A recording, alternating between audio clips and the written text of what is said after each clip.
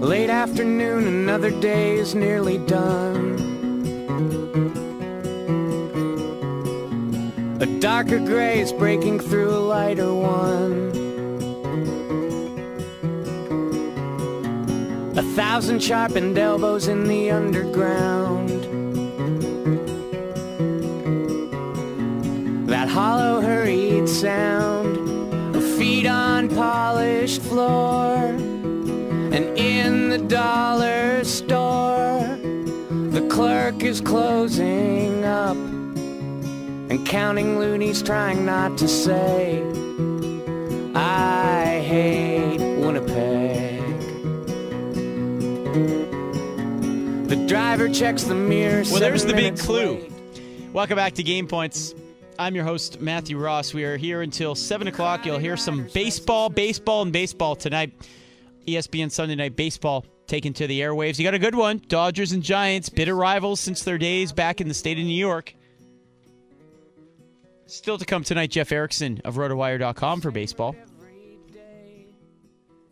TSN Matthew on Twitter.com if you want to tweet us. And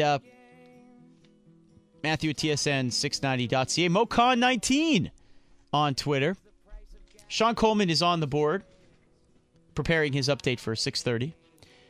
And so a story came out of Toronto last night, and what a glorious story it was for Habs fans, wasn't it? The Leafs losing, basically getting ruined for the playoffs by the Winnipeg Jets and their former coach, Paul Maurice, no less.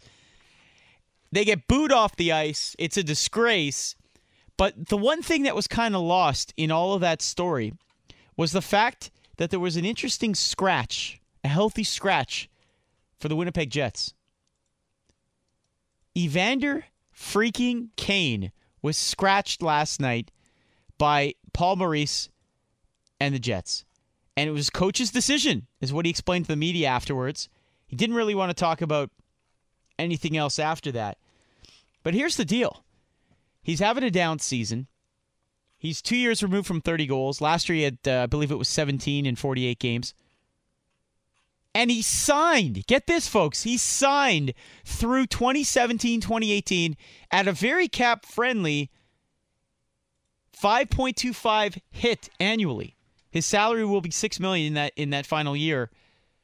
This is a guy making 5.25, a power forward who is clearly not in the favor of the team he's playing for at the moment in Winnipeg.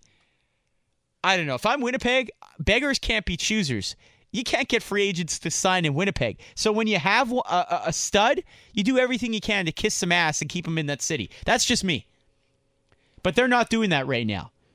In meaningless garbage games at the end of the season, Paul Maurice has the absolute gall to send a message to the rest of his team and bench a guy like Evander Kane. You know what's going to happen come off season? He's going to say, you know what? I just realized I'm in Winnipeg. Get me out of here. I want to trade. And I wouldn't blame him. I absolutely wouldn't blame him. Of course, he had some off-field stuff that some people are talking about.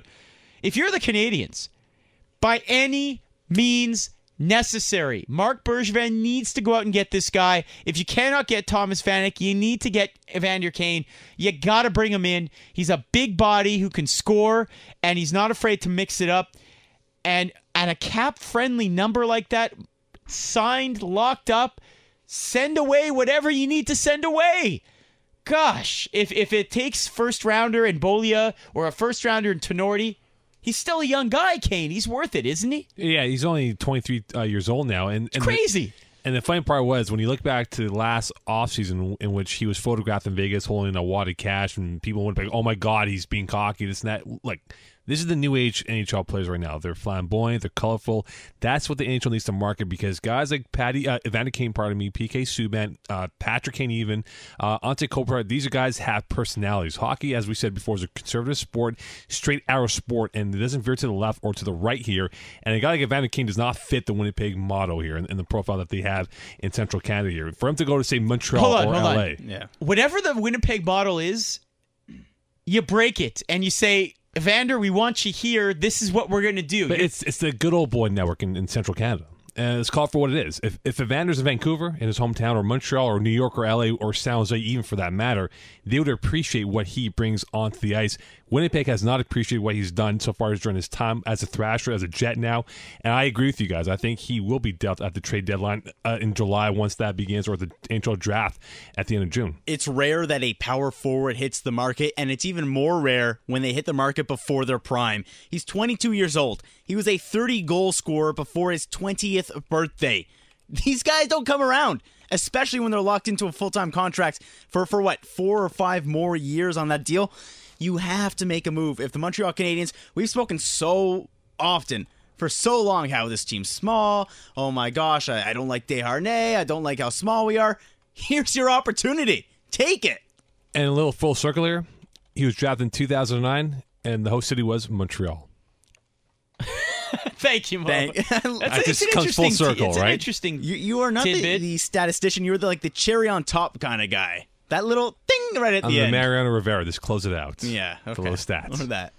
It is game points here on TSN 690. It is crazy to me that Maurice is. I know what he's trying to do, right? He's trying to set himself up for next year. He's trying to show that you got to play my way or the highway. Well, you know what? This is in this day and age. That's what's going to happen. Okay, fine. I don't want in. I'm going to hold out. I'm 23. You know what? I'll take another year off. I'll relax. I'll go play in the sun. I'm getting the heck out of Winnipeg, and let me know when you found a good place to land me, because I'm done. Amazing to me. Absolutely amazing that the GM in Winnipeg still has a job. Kevin Cheveldayoff with what's on that ice. Amazing to me. Absolutely amazing that they go out and they get a quote unquote a retread like Paul Maurice, who hasn't had a successful big season in quite a long time. Makes absolutely no sense now that they're trickling it down and they're trying to make a statement with Evander Kane. So what's the price tag then? It's interesting, isn't it? What is the price tag? But do you give up, even though Evander's only 23, 24 years old, do you give up younger guys or draft picks? Yes, you do it. Matt, the one knock, the question mark that I had, though, is that I find draft picks as a valuable commodity. You don't want to give that up continuously, as they did back in late 2000 when they gave up a first rounder for Alex Tanguay. He is not Alex Tanguay. But Alex Tanguay and Evander Kane are two worlds. I agree, but what I'm implying, though, is that draft picks are so valuable to the team's development here. Do you want to give up that future for the present moment of Evander Kane? The question is, when does the future come for the Canadiens? Is the future it's sooner. 3 years away? I think it's soon. I think it's soon. With Price now going in his prime, Subban entering in his own zone right now, Patre playing excellent hockey. The future's around the corner. It's coming sooner than later here, and you'd rather be a perennial contender than just a one-hit wonder if you give up young guys. We're going to talk more about this on the other side of the break. I'm calling an audible, but the script says something else. Forget it. We're talking about this on the other side of the break. Should the Canadiens do whatever they possibly can to bring Evander Kane here next year if they cannot sign Thomas Vanek? And if you think no, please, I am dying to know why. 514-790-1690. We'll take your call next, or TSN Matthew on Twitter. We will be back. Breaking through a lighter one. 1,000 shots.